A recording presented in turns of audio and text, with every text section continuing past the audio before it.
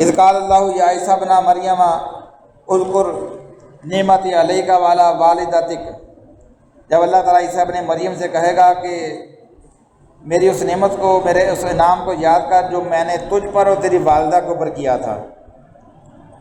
اذ ایدتک بروح القدس،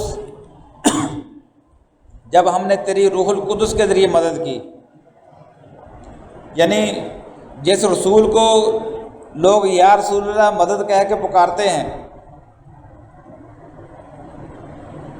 عیسیٰ علیہ السلام کو، اللہ تعالیٰ اس سے فرماتا ہے کہ ہم نے تیری مدد کی تھی روح القدس کے ذریعے سے۔ اب دیکھیں محمد رسول اللہ صلی اللہ علیہ وسلم ہیں، میدان بدر میں کھڑے ہیں، 313 جانباز صحابہ کرام ساری اولیاء اللہ بھی ساتھ کھڑے ہیں، لیکن اللہ سے کیا دعا کرتے ہیں؟ یا اللہ آج اگر تیری مدد نہ آئی تو قیامت تک اس زمین کے اوپر پھر تیرا کوئی نام لیوا نہیں بچے گا۔ اللہ سے مدد مانگتے ہیں، ان کو تعلیم دی گئی تھی وَمَن نَّصْرُ إِلَّا مِنْ عِندِ اللَّهِ، کہ مدد صرف اللہ کی طرف سے آتی ہے۔ تو رسول اللہ صلی اللہ علیہ وسلم کیا کہتے ہیں؟ اللہ تیری اگر مدد نہ آئی تو یہ ختم ہو جائے گا سب کچھ۔ غار ثور کے اندر موجود ہیں، ابو بکر صدیق رضی اللہ عنہ بھی پاس بیٹھے ہوئے ہیں کہ کفار جو ہیں وہ تلاش کرتے ہوئے غار کے دھانے کے اوپر آ گئے،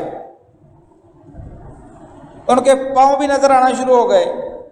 تو ابو بکر صدیق رضی اللہ عنہ پریشان ہو گئے، ان کا یا رسول اللہ صلی اللہ علیہ وسلم اب ہم پکڑے گئے، اب ان کے پاؤں بھی نظر آنا شروع ہو گئے ہیں، وہ صرف اپنے نیچے جھانکنا چاہیں تو وہ ہمیں دیکھ سکتے ہیں۔ تو رسول اللہ صلی اللہ علیہ وسلم کیا ان سے فرماتے ہیں؟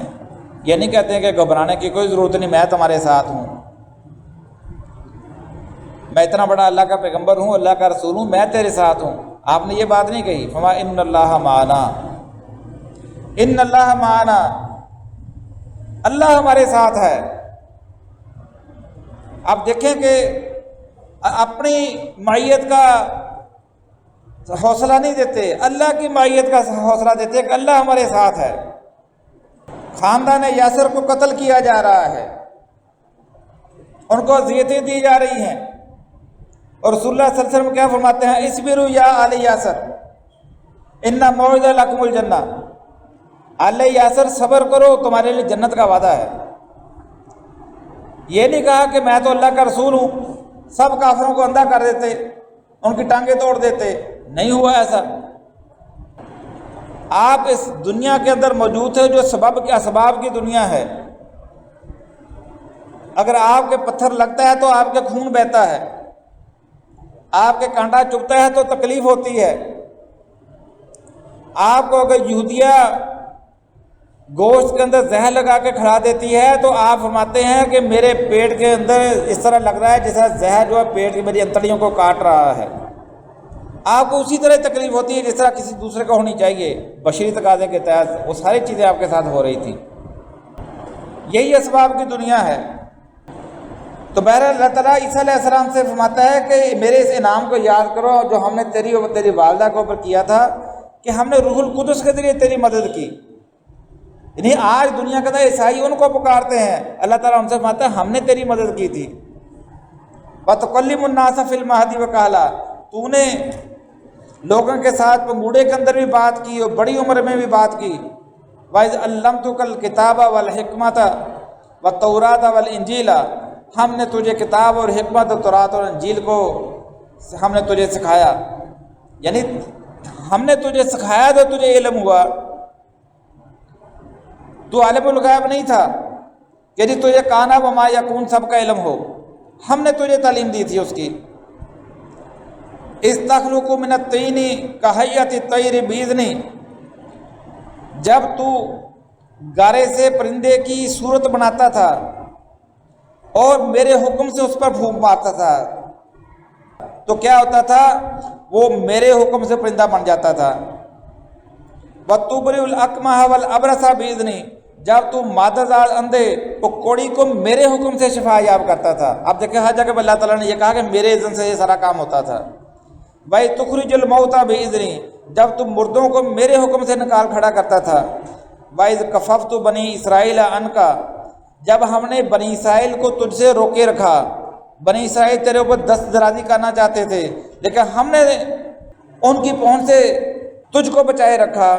وَإِذْ بِالْبَيِّنَاتِ فَقَالَ الَّذِينَ كَفَرُوا مِنْهُمْ إِنْ هَذَا إِلَّا سِحْرٌ مُبِينٌ، اور جب تو ان کے پاس کھلی نشانیاں لے کر آیا تو جو کافر تھے ان میں سے انہوں نے کہا کہ یہ تو کھلا جادو ہے، یعنی یہ ساری نشانیاں جب ان کو دکھائی گئیں تو انہوں نے کہا یہ تو کھلا جادو ہے۔ وَإِذْ أُوحِيتُ إِلَى الْحَوَارِيِّينَ، جب ہم نے حواریوں کے دل کے اندر یہ بات ڈالی، ان آمنوا بی وبرسولی، کہ وہ میرے اوپر بھی اور میرے رسول پر بھی ایمان لائیں، یعنی اگر حواری تیرے اوپر ایمان لائے تھے تو اس میں تیرا کمال نہیں تھا، یہ بات بھی ہم نے حواریوں کے دل کے اندر ڈالی تھی کہ وہ میرے اوپر اور میرے رسول پر ایمان لائیں۔ قالوا آمنا واشهد باننا مسلمون، تو تب انہوں نے کہا تھا کہ ہم ایمان لائے ہیں، اے اللہ تو بھی گواہ رہنا کہ ہم مسلمان ہیں۔ تو اب آپ دیکھیں کہ یہ ساری جو لسٹ اللہ تعالیٰ نے بیان فرمائی ہے، یہ بیان کرنے کا مقصد یہ ہے کہ عیسیٰ علیہ السلام اللہ کے اذن کے بغیر، اللہ کے حکم کے بغیر کچھ بھی نہیں کر سکتے تھے، ایک بندے کو بھی مسلمان نہیں کر سکتے تھے، ایک مردے کو زندہ نہیں کر سکتے تھے، ایک اندھے کو بھی بینا نہیں کر سکتے تھے، ایک کوڑی کو بھی شفا یاب نہیں کر سکتے تھے جب تک اللہ کا اذن نہ آتا۔ تو یہ باتیں اللہ تعالیٰ نے کیوں بیان فرمائی؟ تاکہ پتہ چلے کہ خالق اور مخلوق کے اندر فرق ہے۔ عیسیٰ علیہ السلام اللہ نہیں تھے، عیسیٰ علیہ السلام اللہ کے بیٹے نہیں تھے، وہ معبود نہیں تھے، وہ اللہ کے صرف رسول تھے اور اللہ کے بندے تھے۔ اور دوسری کا اللہ تعالیٰ فرماتا ہے کہ عیسیٰ ابن مریم، عیسیٰ اور ان کی والدہ، وہ دونوں میرے بندے تھے، میرے غلام تھے۔ کانا یاکلان الطعام، وہ کھانا بھی کھاتے تھے، اللہ تو کھانا نہیں کھاتا، فرمایا کہ وہ کھانا بھی کھاتے تھے۔ تو یہ پتہ چلا کہ یہ چیزیں بتاتی ہیں کہ وہ معبود نہیں تھے، صرف اللہ کے رسول تھے، اور اللہ کے حکم کے بغیر کوئی ایک معجزہ بھی نہیں دکھا سکتے تھے۔ تو جب یہ قانون سارے رسولوں کے ساتھ ہی ہے، سارے رسولوں کے ساتھ، کہ رسول صرف رسول ہوتا ہے، معبود نہیں ہوتا۔